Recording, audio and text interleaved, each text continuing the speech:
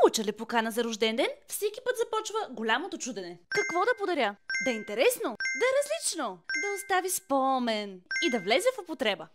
И когато влязох в сайта на магазин Шантавое, открих подаръци, които отговарят на всички тези критерии.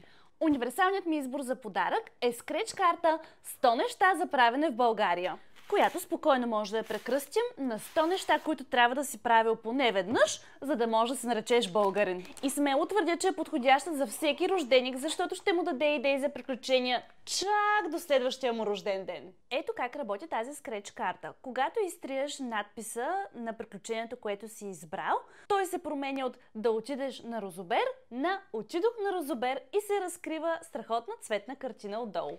Така че следващия път, когато се чудите какъв подарък да направите, влезте в сайта на Шантаво.bg, добавете скреч постера в кошницата си и използвайте код Злати10 за 10% намаление и готово! Проблемът какво да подарите е решен!